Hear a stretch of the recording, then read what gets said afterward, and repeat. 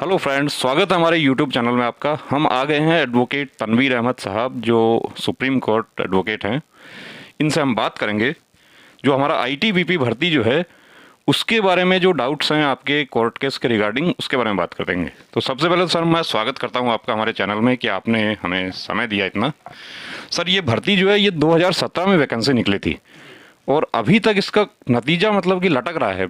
10 जनवरी को एग्ज़ाम हुआ था और वो एग्ज़ाम भी मतलब इस कदर हुआ जैसे कोई मजाक होता है।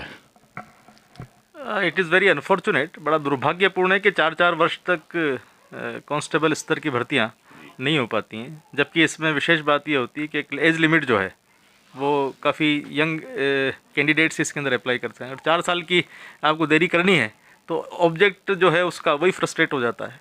And it is very unfortunate state of affairs. Sir, इसमें एक पॉइंट हम ये उठाना चाहते हैं कि जैसे आईटीबीपी जो 50 नंबर का ट्रेड टेस्ट कर रही है, जबकि होम मिनिस्ट्री की जो दूसरी फोर्सेस हैं जैसे कि बीएसएफ है, सीआरपीएफ, सीआईएसएफ, उनमें भी यही सेम भर्ती होती है ट्रेड्समैन की।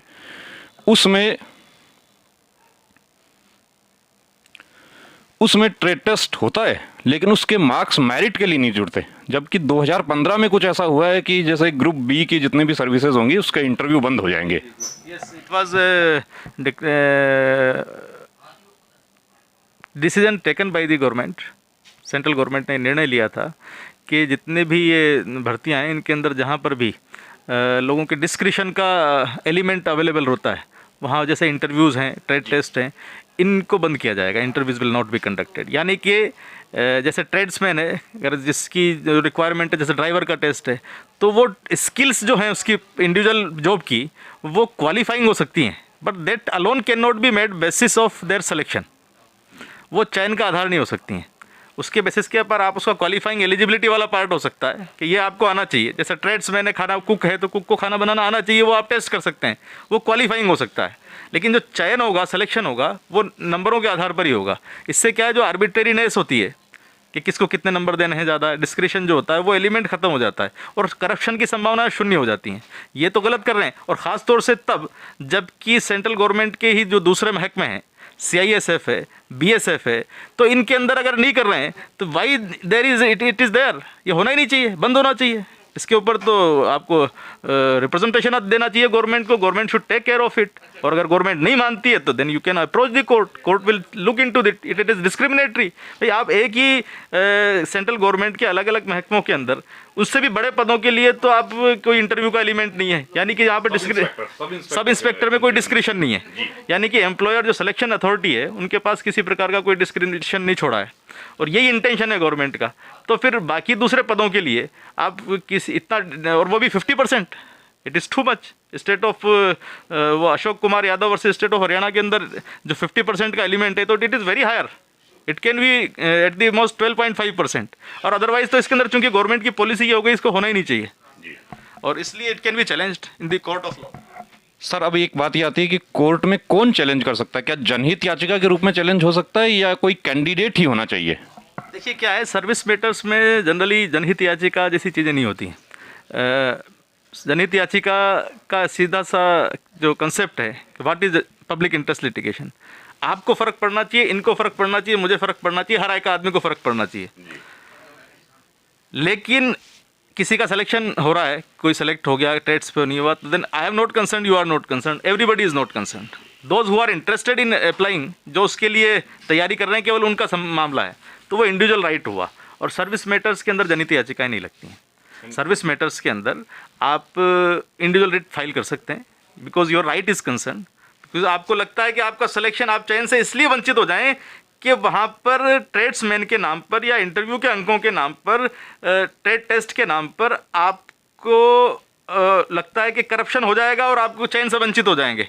तो आपका यह अधिकार है, right of fair selection, transparency in selection. Transparency can be made only when the discretion का जो एलिमेंट है वो आप बिल्कुल एलिमिनेट कर दें जी। आपको स्किल्स टेस्ट करने, आप क्वालिफाइंग रख दें उसको, जैसे आपने दूसरे एग्जाम्स में रखा हुआ है, वरना ये डिस्क्रिमिनेटरी भी तो है ना भाई। एक ही सेंट्रल गवर्नमेंट के दो अलग अलग महकमों में अलग अलग पदों के लिए डिफरेंट पॉलिसी क्यों होगी? सबकी ड्यूटी समान है सर। हाँ, तो होनी नहीं चाहिए बिल्कुल। It is discriminatory, it is violative of article 14 and 16 of the constitution of India. And if the matter goes to the court, I think the court should appreciate it and it should interfere in the matter. तो इसमें sir वकालतनामा, जैसे हम कुछ candidate से हमने बात की तो वो लोग थोड़ा डर गए इसमें, जो कैंडिडेट्स हैं, कि वकालतनामे पर हम हस्ताक्षर नहीं करेंगे। तो वकालतनामे मतलब क्या वकालतनामा है और हस्ताक्षर का मतलब क्या है, थोड़ा सा बताइए इसमें। दरअसल वकालतनामा होता है कि जब भी कोई क्लाइंट किसी वकील को अपना वकील नियुक्त करता है तो वो एक टर्म्स एंड कंडीशन होती है कि कितनी फ़ीस ली है, क्या वो उसके बिहाफ पे करेंगे, वो एक तरह से उसका पावर ऑफ अटॉर्नी होता है। तो ये वकालतनामा होता है। सामान्यतः लोगों का खौफ जो है कोर्ट के मुतालिक यही है, या पुलिस के मुतालिक भी यही रहता है आम धारणा के अंदर, कि उनसे कोई खुशी खुशी वहाँ जाना नहीं चाहता है। लेकिन जब मामला अधिकारों का होता है तब आपको कोर्ट ही एक ऐसी जगह है जहाँ से आपको न्याय मिलता है। और इस धारणा को, जो भ्रांति है कि न्यायालय में जाने से बचना चाहिए या वहाँ जाके कुछ नहीं होगा, ये गलत है। अगर आपका अधिकार बनता है तो आपको कोर्ट न्याय दिलाता है। लोग कई बार ये भी मानते हैं कि वक्त ज़्यादा लग जाता है, लेकिन ऐसा नहीं है। अभी हम देख रहे हैं कि courts are very fast nowadays. They want, वो आगे बढ़ कर के लोगों को न्याय देना चाहता है, लेकिन उनके सामने ऐसे इश्यूज आए तो सही। खासतौर से high courts are very fast. Trial courts के अंदर तो चूंकि एविडेंस वगैरह होती है, पर हाई कोर्ट के स्तर के ऊपर मामला बड़ा फास्ट तेज़ी से चलता है और इसमें से कोई घबराने की बात नहीं होती। बल्कि जो आदमी अपने अधिकारों के लिए लड़ता है उसको तो सभी अप्रिशिएट करते हैं। और न्याय मम धर्म, ये तो लड़ना ही चाहिए न्याय के लिए। अगर आपको लगता है आपके साथ अन्याय हो रहा है या करप्शन के आधार पर आप चैन से वंचित हो जाएंगे और आपके साथ इसलिए इस ग्राउंड पर अन्याय हो जाएगा, देन यू शुड कंटेस्ट। हाँ सर, एक पॉइंट ये उठता है बच्चों का कि ये केस कहाँ लगेगा, मतलब कि सेशंस कोर्ट में लगता है, हाई कोर्ट में, डिस्ट्रिक्ट कोर्ट में, कहाँ लग सकता है ये रिट याचिका? मैं आपको बता देता हूँ। क्योंकि रिक्रूटमेंट के जो इश्यूज होते हैं उनमें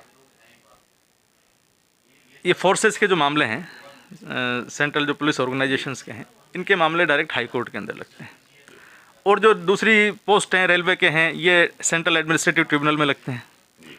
ग्रुप डी की पोस्ट हैं या जो भी उसके अंदर जो सेंट्रल पुलिस ऑर्गेनाइजेशन के अलावा दूसरे मामले हैं, मिलिट्री वाले जो मामले हैं, आर्मी वाले, वो आर्म्ड फोर्सेस ट्रिब्यूनल के अंदर लगते हैं। तो दीज आर द जुरिस्डिक्शन। तो हाई कोर्ट इसके अंदर अप्रोप्रिएट, जो आप ITBP वाला मामला है, high court is the place, वहाँ पे कोई केस फाइल हो सकता है।